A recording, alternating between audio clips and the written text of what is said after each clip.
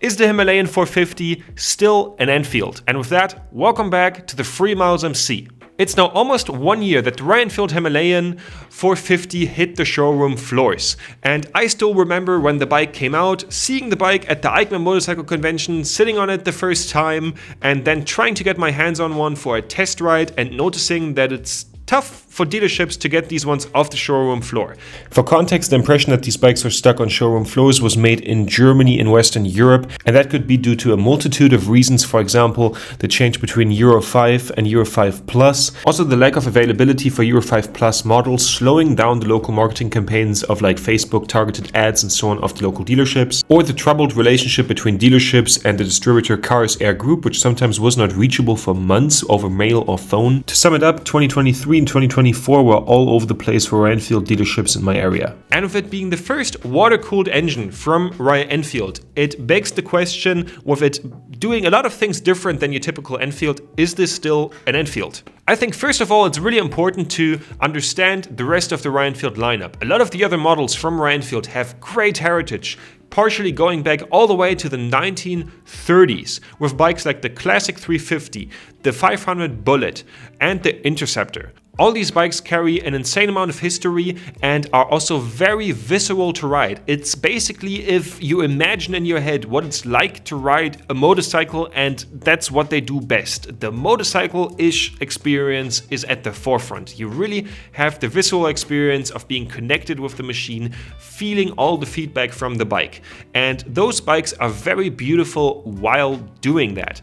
Royal Enfield built some of the most beautiful bikes on the market, and that at the same time to a budget, which is relatively impressive. And they do all this while being very utilitarian. Those bikes have a lot of use. They're made for the Indian market, and those bikes really deliver. They have good longevity, good reliability, and even if they're sometimes not reliable in the sense of them not breaking down, at least you can fix them yourself very easy, and even the old ones, you can keep these bikes running forever.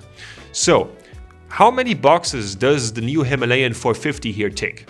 I think first of all, it's important to let Royal Enfield here off the hook, because they now have a water-cooled engine, and people used to give a lot of companies a lot of shit for stuff like this. Like when the Porsche 996 came out, a lot of people complained about it's not a real Porsche anymore. Same with the Harley-Davidson V-Rod. A few people even with the BMW GS when that went water-cooled.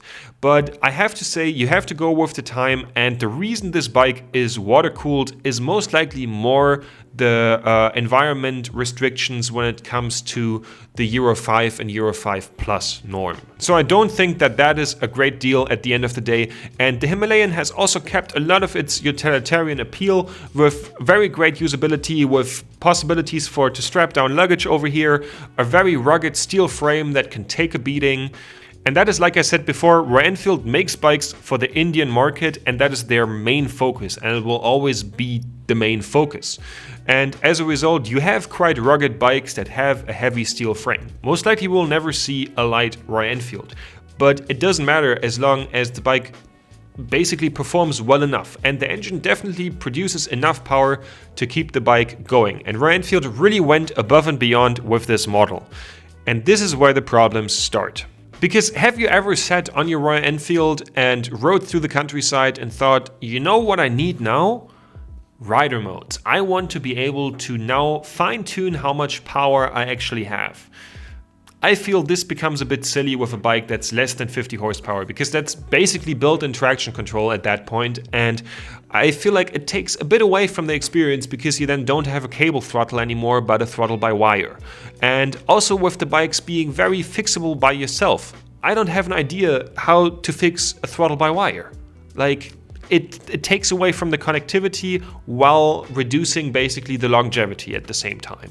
This is not me trying to be everything was better back in the day. No, this is a question of necessity. Do you need a throttle by wire and rider modes on a Royal Enfield? Definitely the answer to that is no, especially with these bikes being built to a price point. I think a lot of people would appreciate an even more competitive price a lot more, or for the price tubeless tires or cruise control, which is things that people are actually missing on the Himalayan 450. This also goes further than that with stuff like the DFT Dash, which doesn't give me the typical Royal Enfield feeling that I want out of a motorcycle like this. Yes, I know it's more practical with navigation, but I most likely will always use my phone for navigation and will not connect my phone to any of the motorcycles I've tested so far. And Royal Enfield really usually delivers on their cockpits in a really nice way. If you sit on a classic 350, it's an amazing experience with the flat speedometer, with continuing the flat line of the bike, the way that you turn on the bike on this one part of the forks, and just the chrome on it, the blinker lights, the way that the paper behind this, the instruments looks. Also with the Himalayan that came before this, the 411. Of course, with an adventure bike, you need more information, and they managed to make this great HUD with many little different clocks, with the ref meter off to the side, with a compass in it, and it just looked great. Royal Enfield really can do these things well. This design with the 411 was really fitting for the bike and really went well with the vibe of the bike, which brings me to a different point. In my opinion, Royal Enfield makes the most beautiful bikes on the market and the best retro bikes. A good example of that is the Himalayan 411. The Himalayan 411 is not a bike with a huge heritage going back super far like the majority of other models from Royal Enfield. No, it's relatively new, but they still managed to nail basically if someone had invented an adventure bike in the 1960s as a design. I still remember seeing the first time a Royal Enfield 411 before I was interested in motorcycles, and I took my phone out and took a picture of it because I've never seen anything like it. For me, the 411 is an instant classic, and we will look back in 20-30 years and really think Royal Enfield really cooked with this one. And it's sometimes with Royal Enfield for me tough to decide if they are retro bikes or if they are bikes that are timeless. It's kind of like Converse shoes and like a nice jeans. You can kind of wear them in every time, and they've been around for quite some time. And similar it is with the beautiful bikes of Royal Enfield. And combined with their great longevity and them being relatively easy to maintain, it's nice that the visuals of them don't age. This is a really big selling point to buy a Royal Enfield, and they didn't completely abandon it with this one. You still have a round headlight, you still have the luggage straps of the original Himalayan, but they kind of half-assed it here. You have the first time modern blinkers on a Royal Enfield, and this forces this motorcycle into competition with its competitors from KTM and CF Moto, which is a tough competition. And with the 411 being underpowered and all, your excuse to buy that bike was always, yeah, well, but my bike looks good, you know? And this puts it into a tough spot here. I know I'm very tough here on Royal Enfield because every brand is guilty of this. I remember reviewing the Kawasaki Z900 RS. Amazing retro bike, but the blinkers and mirrors look like shit on that bike, and everyone who gets it needs to replace those. And it's just not a nice feeling to have that. And Royal Enfield really usually delivers on that. They are a company that thinks through the whole design and delivers on every point. It will get tough showing me an ugly blinker from Royal Enfield. Out of plastic? Yes. Beautiful, nevertheless. And there's nothing immersion breaking about buying that bike. And with Royal Enfield being the only company that never used to do this, seeing it on the new Himalayan shows that they're changing their philosophy around making motorcycles here. Because you also see this continue with bikes like the Gorilla and the new Bear 650. With me having laid out all this information, is the Himalayan 450 still an Enfield? I would say yes-ish, but you're definitely sacrificing a lot of the typical Royal Enfield feel. But I feel like Royal Enfield is starting to move a bit into a different direction, which includes these things like these blinkers which you see on bikes like the Gorilla. And maybe here with the first attempt it doesn't work that well. But in the design language of other bikes like the Gorilla 450, which I think looks really great, it works. So I think what's needed is a bit more boldness into that new direction while finding a healthy balance between the original style and what they're putting in now.